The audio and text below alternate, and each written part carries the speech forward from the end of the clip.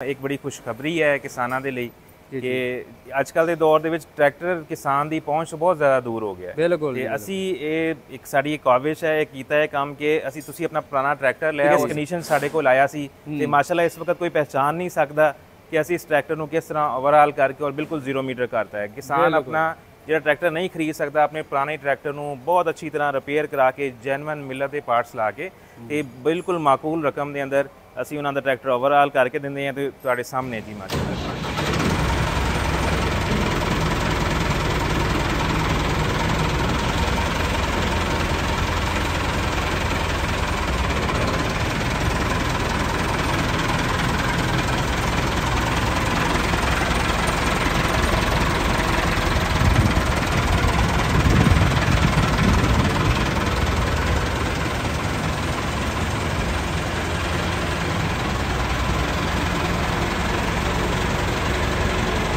अस्सलाम वालेकुम दोस्तों, अपना चैनल पीके यूट्यूब चैनल खुश आमदीद। दोस्तों अज मौजूद हाँ जी उस्मान इंटरप्राइज मिलर ट्रैक्टर के मेन डीलर है। आज तुम ट्रैक्टर चैक करते पे हो, यदा मैं क्लिप में चला देंगा जिस हालत के पहला आया सीगा वो हालत तुम नाल क्लिप वेखते पे हो, चैक करते पे हो किस हालत के आया सी, तकरीबन बिल्कुल कबार। ये जो ना मुकम्मल इनू रीकंडीशन किया, मुकम्मल ही जरा इनू रीस्टोर किया है। 385 है, 4 व्हील 2012 मॉडल है। आगे जो लोडर लगा हुआ ये भी तकरीबन दोबारा रीपेयर किया, मुकम्मल ट्रैक्टर भी रीपेयर किया तो लोडर भी रीपेयर किया। तो मुकम्मल डिटेल तुहाडे नाल शेयर करते हैं जी। उस्मान इंटरप्राइज असीं मौजूद हैं। उस्मान इंटरप्राइज की चेक करो, मेन वर्कशॉप है, मुकम्मल ओवरहॉलिंग किया है। अस फ्रंट जो लोडर है भी इन्हें मुकम्मल तैयार किया है।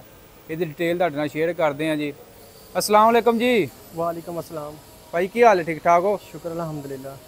भाई ने पहला तो अपने ना शोरूम का तारफ कराओ। उस्मान इंटरप्राइज। अच्छा जी, ये किन्ने मॉडल ट्रैक्टर है? ये 12 मॉडल ट्रैक्टर है। 12 मॉडल है। 12 मॉडल।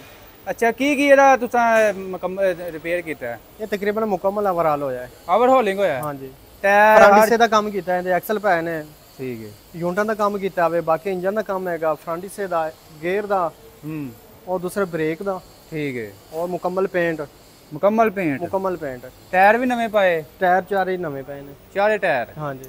अच्छा तो यह जेड़ा लोडर है फ्रंट, ये लोडर पेंट कीता वे, ये भी पेंट किया है, ये भी रिपेयर किया है मुकम्मल। अच्छा मुकम्मल इंजन दे विच भी कोई काम किया है? हाँ जी, इंजन दा मुकम्मल ओवरऑल। मुकम्मल ओवरहॉलिंग होया। एस्टीमेट कोई? ये मिला दा जेन्युइन पार्ट्स पिया वा जी, इन्हां दा बिल कंप्लीट नहीं होया। ठीक हो गया। हाँ जी। जैनमन मिलर का काम हो रहा है, जिवें मिलर दे ट्रैक्टर ये जेन्युइन मुकम्मल पार्ट्स हैं दा जेन्युइन मिला दा ही लगा है। मिलर दा जैनमन लोकल पार्ट्स असीं इस्तेमाल करते ही नहीं है। जी बिल्कुल, जिमीदार पता जी उस्मान इंटरप्राइज का नाम है एक, तो मिलर का कोई भी जैनमन पार्ट्स होंदा इत्थों ही मिलते हैं। मिलर के जेह्ड़े भी कोई पार्ट्स लेना होए इन्हां नाल राबता कर सकते हो। बाकी इन्हां दे मेन वर्कशॉप है, तो इत्थे मुकम्मल ट्रैक्टर ओवरहॉलिंग कराने होण, रीपेयर कराने होण, मुकम्मल हर किस्म का।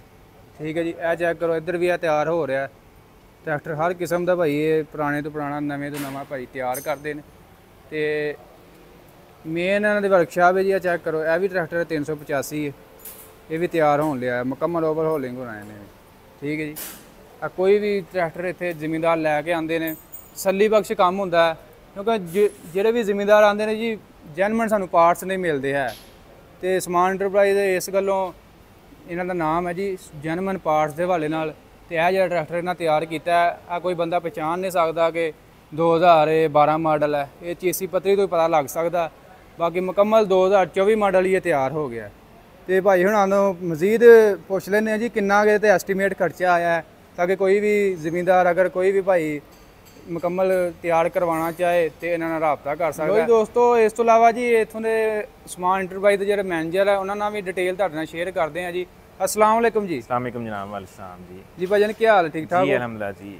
ये जी भाईजान ट्रैक्टर तैयार किया है, अजकल तुहानूं पता ट्रैक्टर बहुत महंगे हो गए नवे ते जी। ये उस्मान इंटरप्राइज की तरफों एक बड़ी खुशखबरी है किसानों के लिए कि अजकल के दौर के ट्रैक्टर किसान की पहुँच बहुत ज़्यादा दूर हो गया है। बिल्कुल। तो असी एक साड़ी काविश है, किया है काम कि असी तुसी अपना पुराना ट्रैक्टर लिया, असी तुहाडी पुरानी वीडियोज़ भी तुसी वेखियां होणियां, कस्टमर नूं जरा दिखाओ कि पुरानी की वीडियोज़ नहीं, एक किस कंडीशन साडे कोल आया सी ते माशाअल्लाह इस वक्त कोई पहचान नहीं सकता कि असी इस ट्रैक्टर नूं किस तरह ओवरऑल करके और बिल्कुल 0 मीटर करता है। किसान अपना ਜਿਹੜਾ ਟਰੈਕਟਰ ਨਹੀਂ ਖਰੀਦ ਸਕਦਾ ਆਪਣੇ ਪੁਰਾਣੇ ਟਰੈਕਟਰ ਨੂੰ ਬਹੁਤ ਅੱਛੀ ਤਰ੍ਹਾਂ ਰਿਪੇਅਰ ਕਰਾ ਕੇ ਜੈਨੂਇਨ ਮਿਲਰ ਦੇ ਪਾਰਟਸ ਲਾ ਕੇ ਤੇ ਬਿਲਕੁਲ ਮਾਕੂਲ ਰਕਮ ਦੇ ਅੰਦਰ ਅਸੀਂ ਉਹਨਾਂ ਦਾ ਟਰੈਕਟਰ ਓਵਰਆਲ ਕਰਕੇ ਦਿੰਦੇ ਹਾਂ ਤੇ ਤੁਹਾਡੇ ਸਾਹਮਣੇ ਜੀ ਮਾਸ਼ਾਅੱਲਾ ਜੀ। ਅੱਛਾ, ਇਹ ਦੋਸਤੋ ਤੁਸੀਂ ਚੈੱਕ ਕਰਦੇ ਪਏ ਹੋ, ਵੀਡੀਓ ਕਲਿੱਪ ਮੈਂ ਨਾਲ ਅਟੈਚ ਕਰ ਦਿੱਤਾ ਹੈ, ਤੁਸੀਂ ਚੈੱਕ ਕਰਦੇ ਪਏ ਹੋ ਕਿਸ ਹਾਲਤ ਦੇ ਵਿੱਚ ਆਇਆ ਸੀਗਾ।